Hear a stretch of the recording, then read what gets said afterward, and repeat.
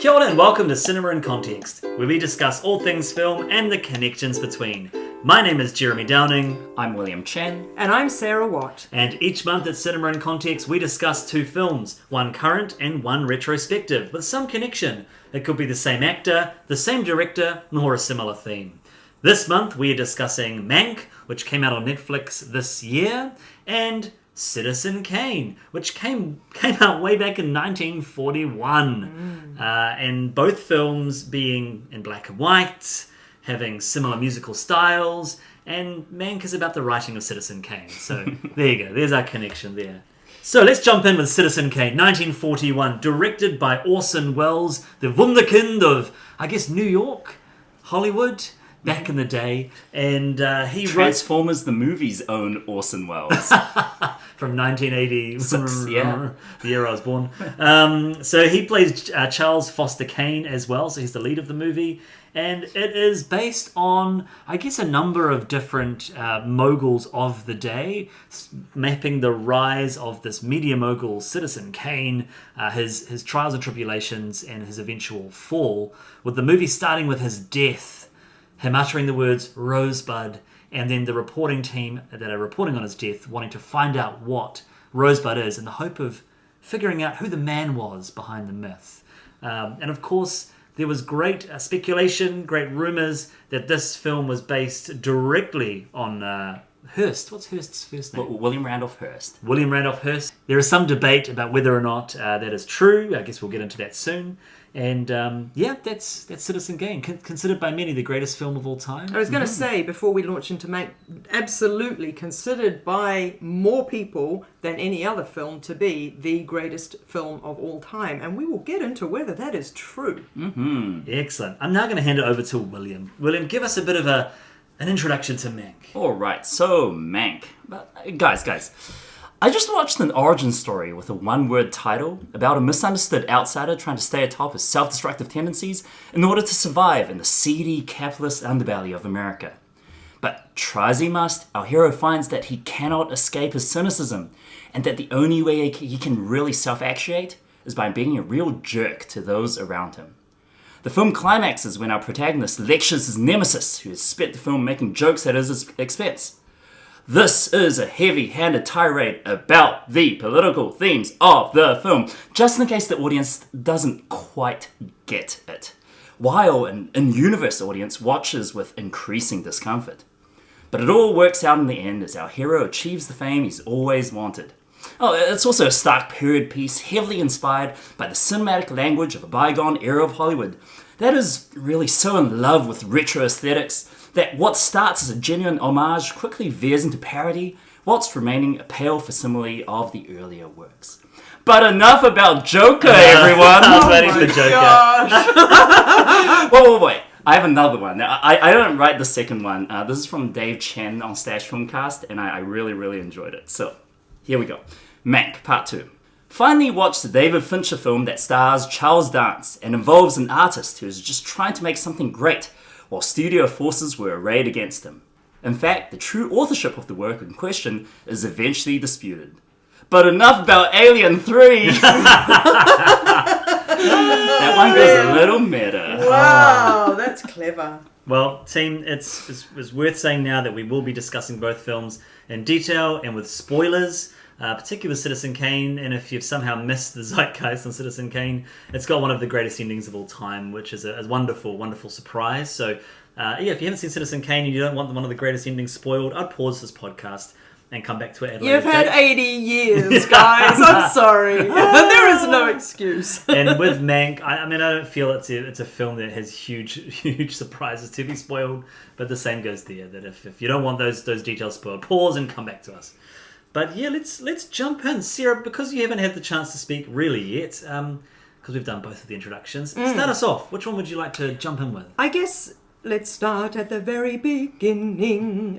Back in the day, I lived in London for a term, and for a long time, and I used to go down the British Film Institute, BFI South Bank, and watch old films quite regularly. So, of course, Citizen Kane was one of those, and that was my introduction to it. This will have been in the early 2000s, and I'd heard this is the greatest film of all time, and I considered myself relatively cinephiliac.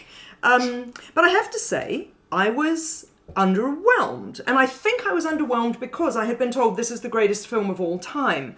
And obviously there is a great deal to appreciate about Citizen Kane, but I remember, or all I remember really from that first viewing was the terrific camera shot that goes up the outside of the nightclub and then ostensibly through the glass roof and into the club. And I remember going, well, that's clever. And this was the early 2000s. And so rewatching Citizen Kane just the other day for the purposes of this podcast was a wonderful experience. And I appreciated it so much more. It is still far from the greatest film of all time in my world. But I can absolutely appreciate why in 1941 it was probably, and I know that you guys will bring a lot to the table to explain this, groundbreaking in an extraordinary number of ways. It is not for me a perfect film. Mainly I think, we'll talk about this, but mainly I think narratively, but there is so much cinematically about it that is extraordinary that I can't wait to get into a bit of a discussion about it. I love that. I when I watched the film, probably when I was at university years ago, the only thing I really remember is the ending, the Rosebud reveal, and I remember the kind of the broken character of his second wife. What's her name? Susan Alexander. Susan Alexander, and just the way that they show that contrast between her being this lovely kind of cheeky young woman and then her kind of broken self. But what I really appreciated on rewatching it was the cinematic quality. I was blown away. Like the first shot of the opera where the camera just goes up and up and up and up and up and up. And I'm like, I don't know how they did that. I don't know. It was a drone? Nah! Yeah, right. But I don't know where the cuts were. I don't know what was matte painting. I don't know what was set. And then they show the other side of that moment, which is a lovely moment. All the shots of like multiple doorways near the end with Kane and his wife leaving him is really impressive. There's the huge shot with him speaking to the crowd with the painting behind him, which I think was a painting as well, with little lights being wiggled behind the people to make them look like it was a real crowd of people there. So there's a lot going on. All the stuff with Xanadu. Boy. Apparently there's a shot of there's a plate of King Kong in the scene where they go to the kind of the tent sequence. There's like a shot of pterodactyls that looks like birds flying around. But there's a lot of... It feels to me like it's got this wonderful use what you can vibe about it. This like we're gonna use every technique we can to make this film feel as big and broad, and it really leans on cinema magic, movie magic to achieve that. I loved the cast. I thought that the cast, you can sense that they're a team, that they've come from this. Like, I don't know what their theatre company was, but there was the group Well, it's the very end of the movie, right? I love that the movie ends with a little placard that comes up, and most of the principal actors in Citizen Kane are new to motion pictures. The Mercury Theatre is proud to introduce them, and then with the cast list. That's amazing. It is amazing. And their performances are sensational. So it isn't even a case of, oh, good for you. Making it into motion pictures, you did okay. They were amazing. It's fantastic how they're all in their 20s basically, and yet through the passage of time in the movie, they show them at different ages via old age makeup, and the makeup looks really good. Yes. Like it's nowadays we have the de-aging stuff or the re-aging stuff, and this holds up. It just goes to show how good makeup. I mean, I prefer good makeup over all of that CGI trying to make people look different. But I just, that sense of camaraderie, that sense of tightness. There's like the female characters in this film. They're all, it doesn't pass the Bechdel test. They're all talking about Kane, but they feel like real people, and the women that are playing them have this strength about him, like his mother and his two wives and all of that kind of thing, all of his friends at the news station, his guardian. Like there's just this real clear character and bite to every single one of those people.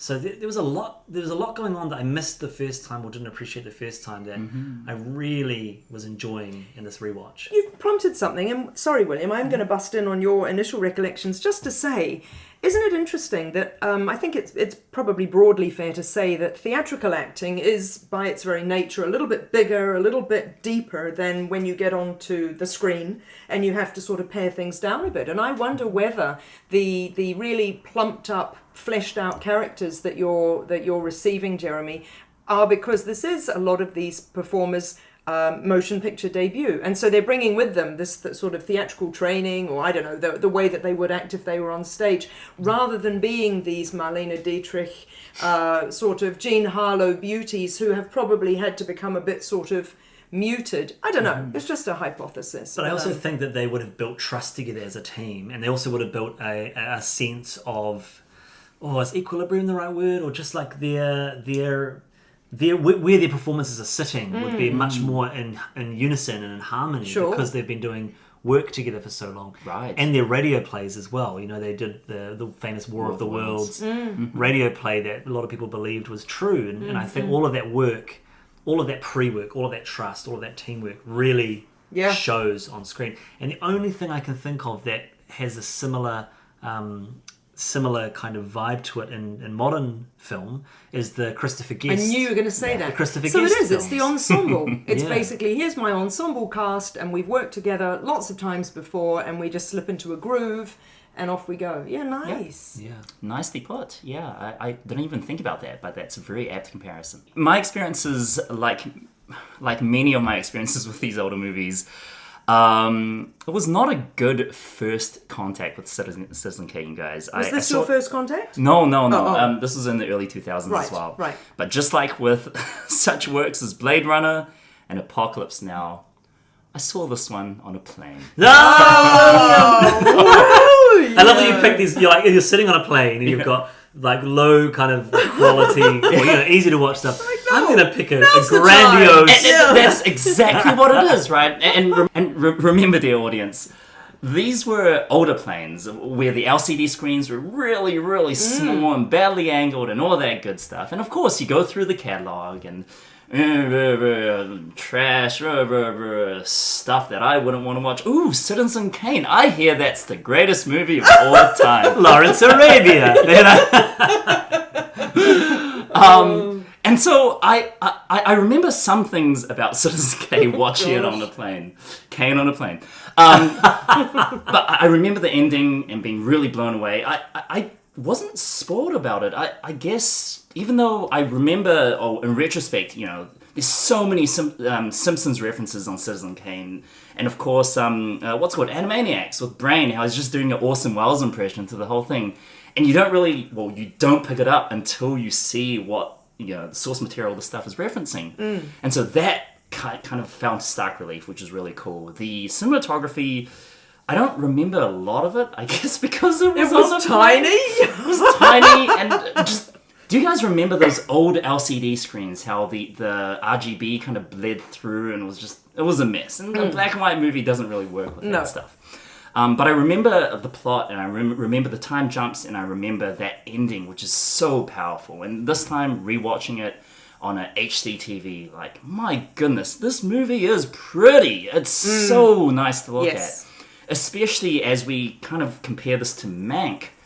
Mank uses a lot of modern digital technologies to retrofit to a earlier style, right? They add stuff like film scratches and cigarette burns, even real changes, and somehow it just doesn't look as good as Citizen Kane. I don't think that's my bias shining through, but Citizen Kane is shot in a way where the blacks are so black and the lights are so light, and there's this beautiful contrast throughout the movie.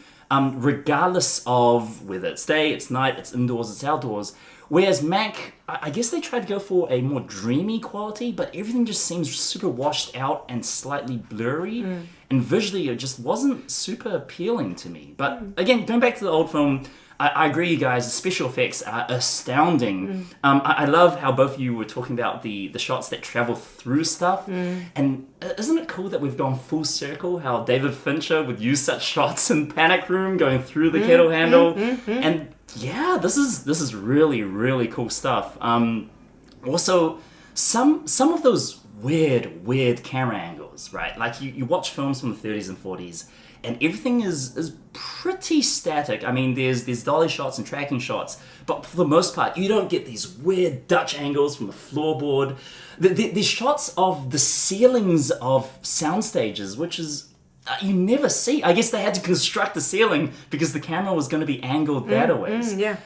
Just visually astounding, and of course, we'll talk about the plot later on in conjunction to Mank as well. A lot to love about this movie. I love that you bring up that Dutch angle, because that's the one that really stuck out to me, with him talking with his friend that ends up writing the piece, or he writes the piece with his name about his wife. Yeah. And there's this, it's just this, and I was trying to figure out why the low angle shot was being used in that instance, and why they needed to be more powerful. And there was some reason I can't remember, but I was just like, it feels so, like there's such a confidence and an experimentation, and it reminds me of a lot of different early directors. Like I think about Baz Luhrmann's first, like I love Strictly Ballroom, but also Romeo and Juliet, and just the experimentation with camera and just doing whatever needs to be done to make this the most dynamic scene possible. And I love that you bring up David Fincher's earlier work. Well, it was his fourth film, I think, or fifth film, Panic Room.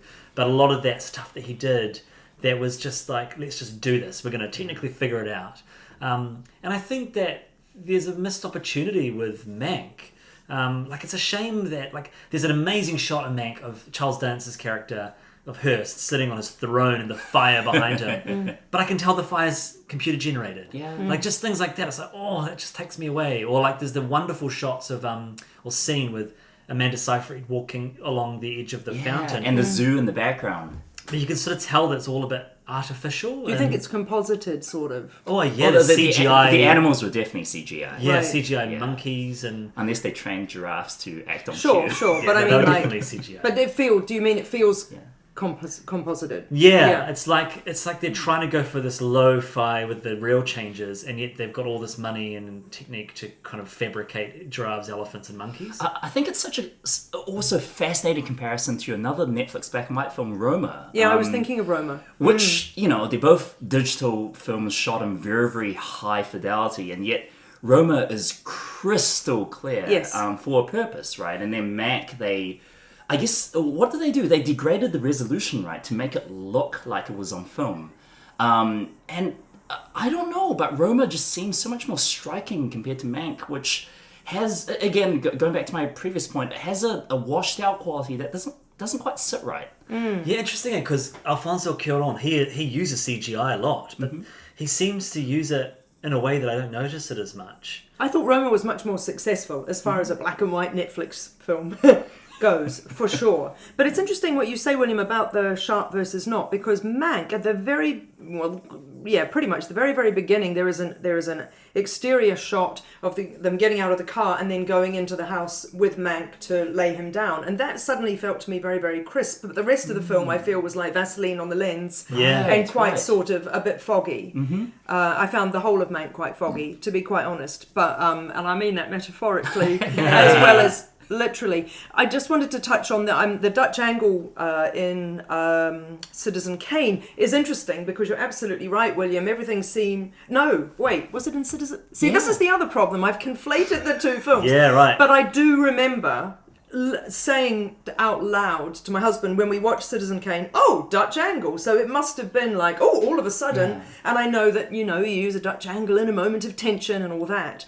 And the camera on the floor, apparently they had to cut into the floor in order to mount the camera there. But you're right, Jeremy. At the same time, I was like, well, this is very interesting and it's clearly innovative, but I wonder what it's trying to do. But I wanted to talk about deep depth of field, because that obviously is what I don't, and I have not read into this properly. I don't know if Citizen Kane was the first movie to use that, but it is probably the most notable or referenced film to have those extraordinary shots, and there are several of them where everything is in focus all at once. And usually you've got someone or something, but usually someone very, very, very in the foreground, haven't you? And you expect them to be in focus, and then there's all those shots with either young Charles playing outside, out the window. Gosh, that shot is so incredible.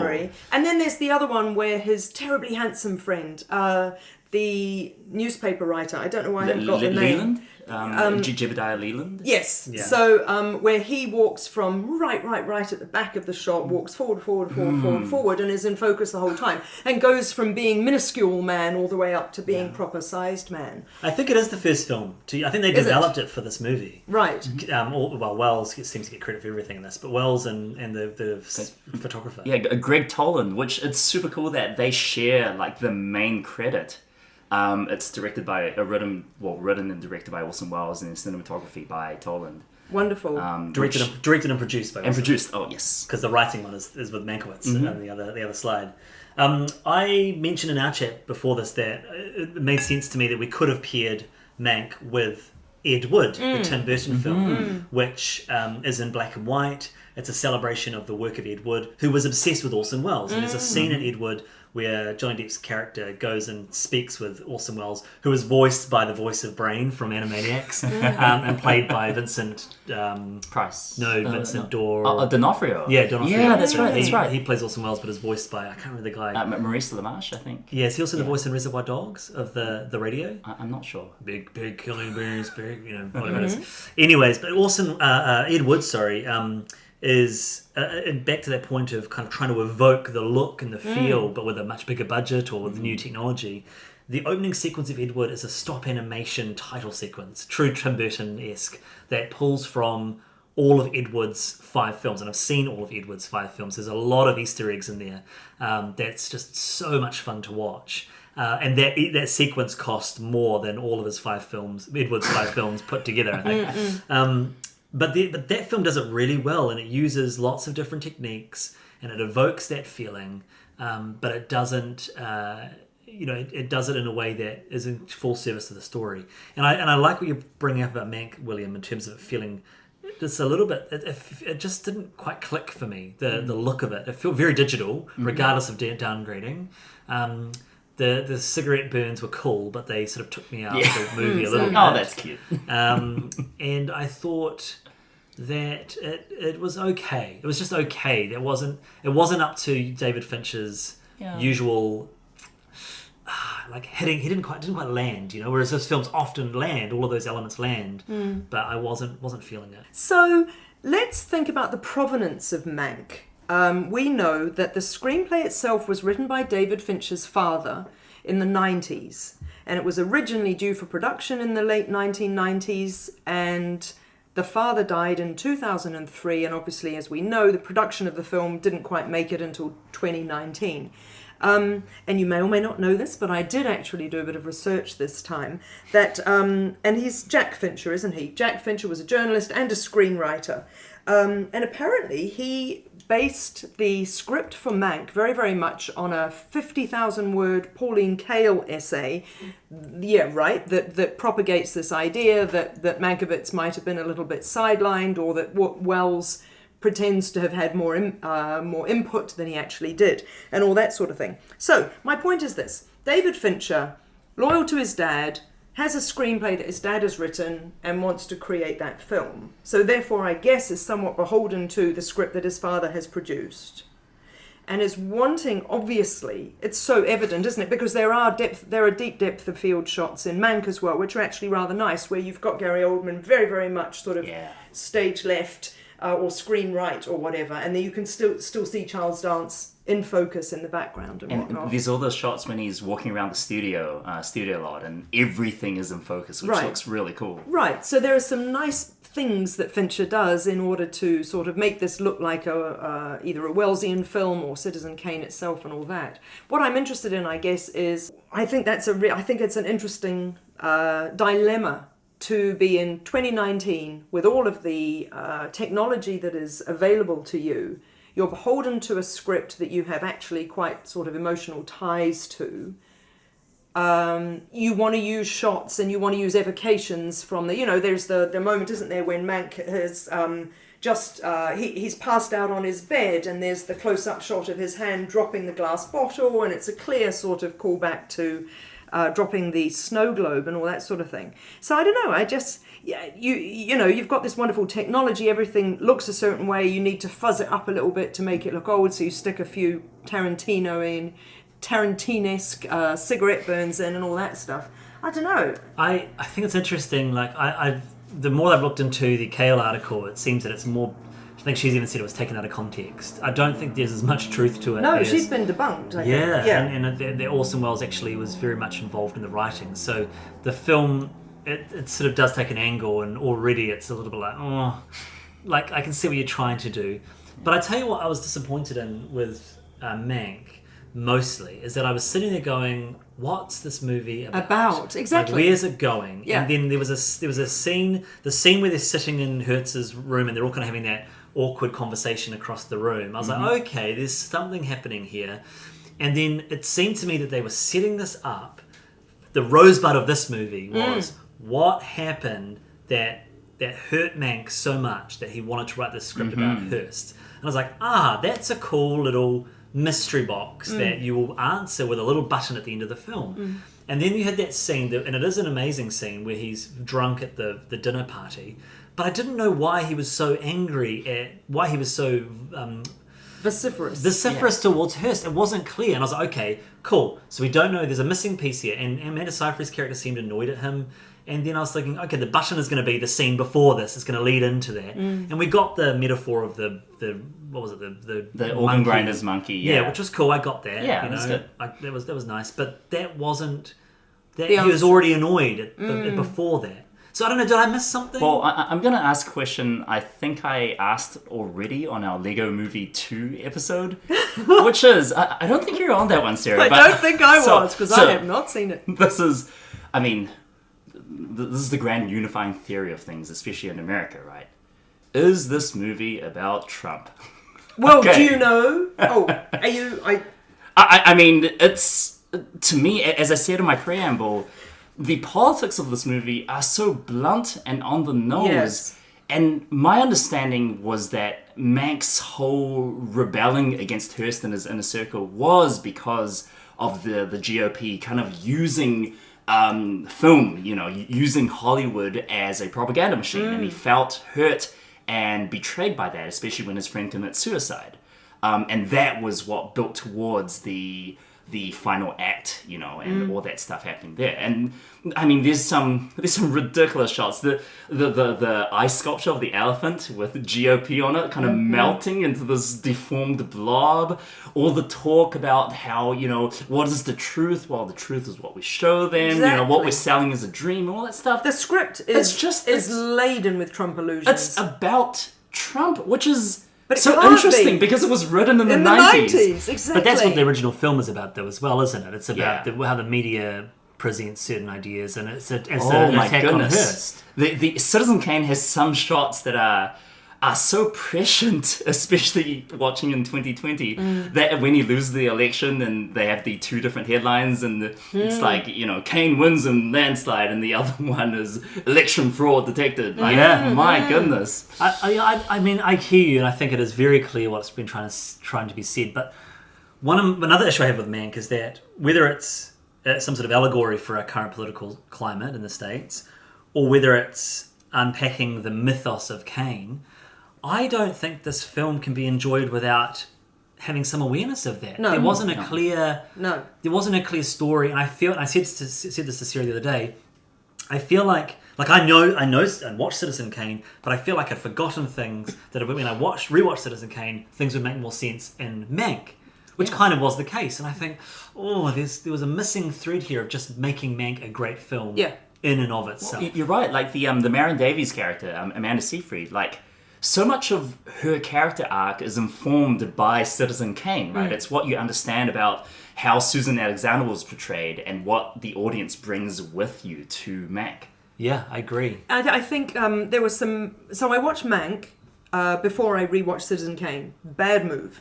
Because for a moment there, I thought, I don't know what is happening. And then I actually did get absorbed by it, but purely as one of those lovely evocations of old Hollywood, so that you're seeing what it's like walking between the studios, and you've got all the people in their different costumes walking from soundstage A to B and so on.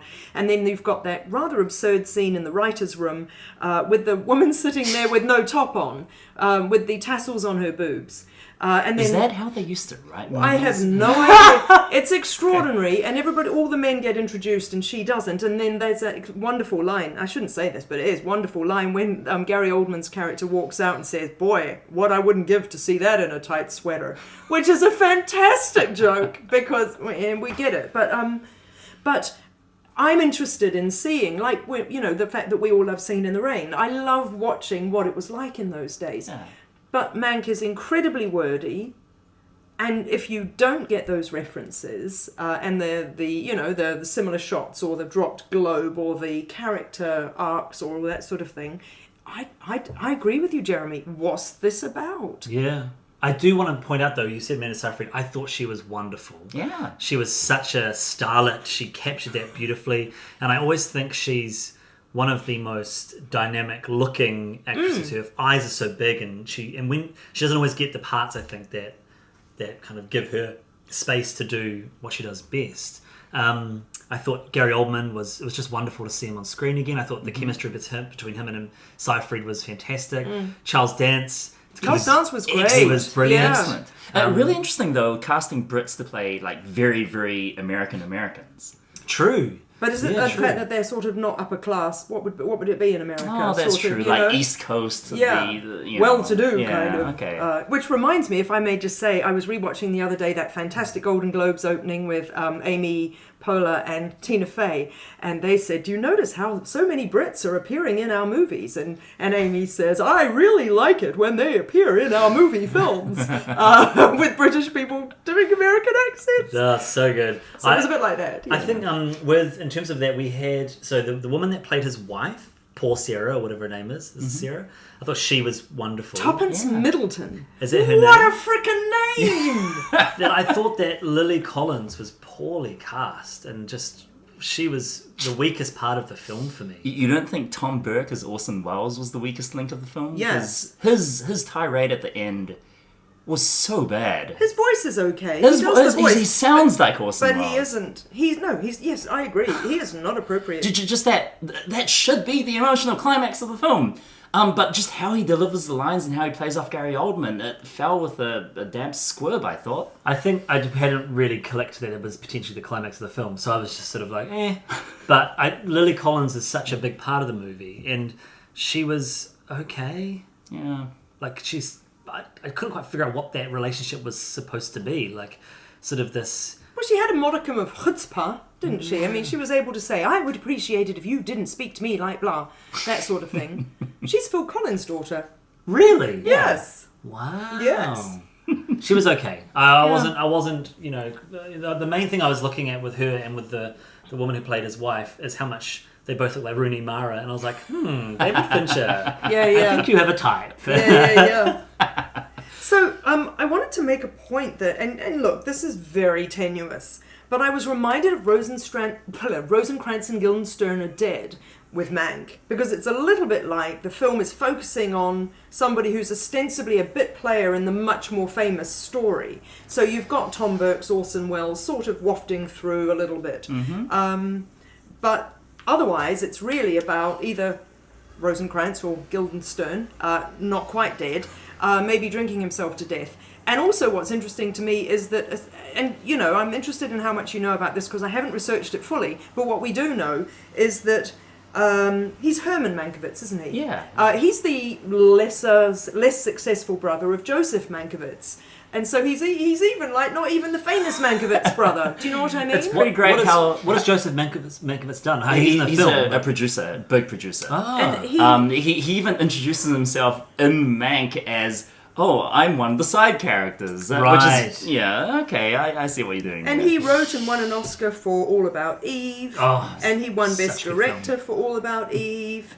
And also A Letter to Three Wives, I don't know. But yeah, no, he has won 1 trillion awards and was a really big cheese. So, anyway. No, yeah, I agree, Sarah. Like, the Mankiewicz brothers, I really like the chemistry. I thought it was really good. Actually, the majority of the cast in Mank is awesome. Yeah. What's his name? Alice Howard is mayor of MGM fame. He was fantastic, and him delivering that dialogue, that scene where they're walking through MGM and everyone's saying, good morning, Miss Mayor. And then just this tracking shot of him suddenly going into this room full of like cameos of Hollywood stars, and then having this heartfelt performance about the depression. All that stuff was brilliant. I kind of want to echo your thoughts in that Mank is it's built from all these components which I think work really well on their own, but never coheres. It just does not. And whether it's supposed to or not, I mean, it is a hangout movie after all. Is that what it's supposed to be? Like, we're just supposed to be with Mank as he figures out what to do with the script and kind of flashing back to inspirations? Well, it has to be, doesn't it? Because it isn't even, correct me if I'm wrong, but it's not even that dramatically a question of his being wronged and not acknowledged or anything like that. That's in the final 15 minutes. Because, as you said earlier, Jeremy, actually that's not in contention, and everybody knows, this is not an epiphany to viewers to go, wait a second, what? Did Wells not write this or anything, So it's kind of a non-story. And I hear you about the Hangout movie, and that's the aspects of it that are quite nice. But it's also very dense, and so and it's in black and white, and that shouldn't be a thing, but I think that does make, I don't know, I think this film, you got to listen much harder. Yeah, and especially with that crackerjack dialogue. Just all these bon mots. Which is great. Every single line is a bon mot, which is, man, that would be very difficult to write and make it actually feel coherent. It's like Ted Lasso. Yeah. Which is just full of awesome, repeatable lines. So, in fact, it's just like Ted Lasso. I think it's interesting that we've got this film that is about celebrating cinema, Hollywood, the golden age of Hollywood, and it's released on Netflix. I think about Tarantino's recent Once Upon a Time in Hollywood being another celebration and kind of this almost lament to the golden age and cinema very much changing. But with this, you think Netflix original content was started by David Fincher with House of Cards. He came in, there was two executives that had a meeting with David Fincher. They were the content management team, back in 2008, whenever it was. And he's just signed a deal with Netflix to be a content producer for them for the next 4 years, I think. Wow. Which he said that he doesn't really know. Like we'll see how successful Mank is. I just enjoy whatever this is. I enjoy the creative freedom and I can do what I like. Because of course, one of the contentious points with Mank not being made was that it was going to be filmed in black and white. And so, it's interesting that this one of the greatest directors currently working, is signing a sort of a contract with Netflix, who helped create the original content of Netflix. But they're probably wanting more of the Extraction-like Fincher possibilities than Mank possibilities. Do you know what I mean? Or for Netflix, Mindhunter, right? Mindhunter is the other series that he made with that's the sensible person's one, more than Extraction. But you're absolutely right? Mank feels very much like a personal project, and I don't begrudge his getting to do it. That's great. I wish Mank killed someone with a rake. That would make my day. I think as well about Francis Ford Coppola talking about, he'll make or Terry Gilliam. They've both talked about making studio films so that they can make their personal projects. So I wonder if Mank is like, here's my personal project. I'll make you a few more, big Extraction-like movies. Yeah. Yes, that's right. Well, to kind of pop back to Citizen Kane, since we've been talking about Mank for quite a bit, I have something to say. I mean, I think you guys know this, but there's a certain man. And for the poor, you may be sure that he'll do all he can. Who's this one? This favorite son. Just by his action has the traction magnets on the run. Isn't that great? I love how in the middle of this movie you have this whole rehearsed theme song for the character, and he's just like, "Oh, is this party for me? Oh, whoa! Don't mind if adorable. I do." Yeah. Can you imagine if you went to a mate's, I don't know, what was it, like a coming home party, and then suddenly he has a fully rehearsed theme song for himself coming. Just this beautiful centerpiece and ridiculous with and dancing funny. girls. Yeah. One of whom he then goes off with? Is she one of them or is she a different? I think she's different. Okay. Beautiful. I didn't pick that up. I just was like, oh, here's a scene. It's just it's so outrageous and so kind of out of what we would usually expect in a film that I just sort of was experiencing it for it. But it's very sycophantic, isn't it? It's quite extraordinary how everybody loves him. Yay! I just love how they show his devolution from someone who's very, very, as a university dropout, he's full of gumption and idealism, and you just see that erode away piecemeal. And so by the time you actually get to Rosebud, it's devastating. And of course, the final shot of the film, it's not Rosebud, it's the fumes created by Rosebud kind of floating on top of Xanadu. And this is this tomb, this mausoleum that he's constructed for himself, which in the end matters for nothing, right? There's that amazing Raiders of the Lost Ark shot where, his collections, his marble statues. His materialism. His materialism writ large. And oh my gosh, that was all real, right? That wasn't a matte painting. I couldn't figure that out. I was trying to figure out how they did that. Maybe it was miniatures? Maybe. Yeah. Because there's camera moves around the place and you're just like, how did they do this? Yeah. There's a lot of that. And I think there's that shot where he's talking with his wife and she's doing the jigsaw puzzle and there's this huge house behind them. I'm like, that's not real. This is not how are they doing this. And I love you bring up the Raiders of the Lost Ark because I felt that as well with the screeds and screeds of boxes.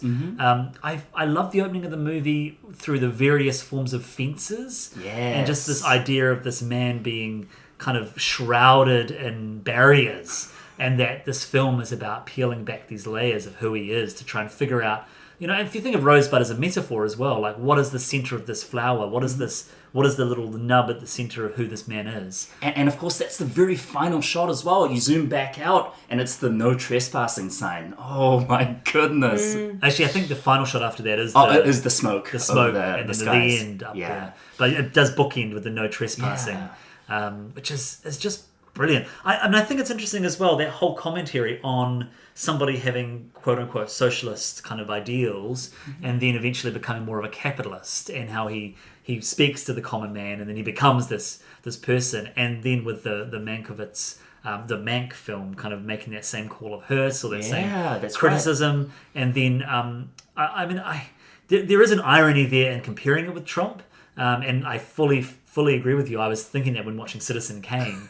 But I guess the original Citizen Kane title was The American. Right? So it's a commentary on the American dream, kind of? Capitalism. Yeah. And how it just churns people through the ringer and turns them into grotesque, abominations. Except that, and this probably just sounds so ridiculously self-evident, I could have got it from a Cliff Notes book, but except that for all his capitalism, he is acquiring, but ostensibly taking no joy from any of it, right? Because the whole point is the only thing that he was really attached to was this sled that would have cost nothing, meant everything. And that's the message of it, which does feel different from maybe Hearst and certainly Trump and people who are really enjoying their wealth and their capitalism. Although apparently the Rosebud being the sled is apparently it was based on Hearst and a story about a bicycle he had as a boy, right? And how that meant so much to him, which is also super interesting.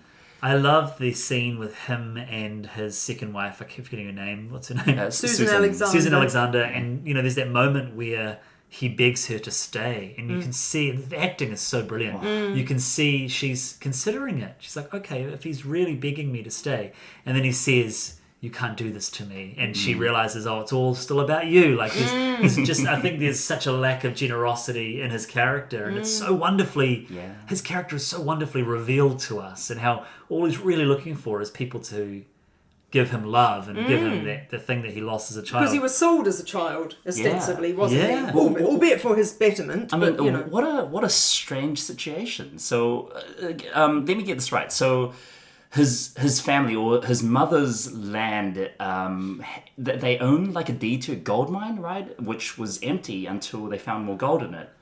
And so, as part of the pact or the agreement with the bank, they would basically sell their son to be brought up by a banker. That's nuts. To look after the fortune? Is that to look after their fortune, but also to bring their son up as a gentleman, as educated. Which is the betterment part, right? And it will have been obviously in an era when it was like, we're doing this for your own good, not just we're getting money for selling my child. Well, I think it's clear that the mother, I think it's pretty clear that the mother's in it for the money. Like, whilst she might convince herself that it's for the betterment of my son. Yeah. But it's complicated, right? Because you've got the dad that doesn't want him to go. But there's also it's insinuated that the dad beats him. Yeah. So it's like it's a complicated scenario. Yeah. What a wonderfully complicated little web of motivations. And the mother and the father are both kind of villains and heroes of Kane, depending on which way you look at. I mean, for Kane, they were the only part of his life that actually meant anything. And that happens in real life, doesn't it? Children can be abused and beaten or whatever by their parents, and still consider those parents to be their heroes and their everything. So, so it's a deeply sad film. Yeah, it is really, really sad. And I mean, going back to what you guys said about peeling back the onion, just the structure of the film, especially for something made in 1941, is so brilliant. How you are kind of seeing different angles from different viewpoints of who this man actually was, and how the film plays with time and the passage of time. Like there are, I mean, come on, he jumps. What was it? 20 years within the span of one cut. Like you see him as a kid, and then he's a university student, and then he's like the newspaper magnate of America, and that's within one scene. It's incredible. But also the back and forthness in Citizen Kane works really well. Yeah. And I totally got it, and I knew where I was at all times. And similarly, going back to the wonderfully cut scene of him sitting at the breakfast table with his wife, and how you just get this magnificent picture of the sort of deterioration of a marriage over boom, boom, boom. Beautiful. Mank, of course, in a cutesy kind of way, tries to do the same. We'll do an intertitle typed on the screen. I hated that as well. Oh, do you know? It was too cute. It was too cute, but also it didn't work enough. Like, we needed it to tell us this is a flashback or whatever, but I still could not follow. Yeah. In my own brain. I agree. Well, hang on a second. Has he already met? Wait, is he like? With Well, I guess huh? at the end they dovetail the two timelines, which works a little better when he's having the big old speech at at her party, and at the same time it's the election night and all that stuff's happening. So the scenes get shorter and shorter and shorter, and it's more urgent. And so for me, it felt like it worked better then. But at the beginning of the film, just really loose. Yeah. But I will say, like, the end of Mank, I guess the ending is more hopeful and positive than the ending of Citizen Kane, and that it's Mank with the Lily Collins character. She's found out that her lover is safe, and there's that kind of looking across at the horizon and the sun. So I could see where they were trying to go with it, but I'm still not convinced it was clear that there was that kind of arc in the film. It's trying to do a lot of different things, that movie, but none of them are strong enough to stand on its own two feet, regardless of being about Citizen Kane or some sort of commentary on politics. That's exactly that's kind of what I was getting at when I said about its provenance and how it's complicated because it's a personal story, blah blah. Dad wrote it. I want to do these things and make it an homage, but I got to do this and then the other, and I'm using new technology and making it look old, and it just feels like it doesn't quite work, doesn't quite land. Well, that's a good place to land our podcast if you're happy with that. Doesn't quite land. Thank you for listening to another episode of Cinema in Context. If you enjoyed our podcast, then please share it with your film-loving friends. You can listen to Cinema in Context through SoundCloud, Spotify, Apple Podcasts, Stitcher, Radio Public, and Amazon Music. You can also follow us on Facebook, Twitter, YouTube, Instagram, which are great places to let us know what you think of this episode or give us suggestions for future films to discuss and compare. Look out for our next episode in a month's time, and until then, noho ora mai!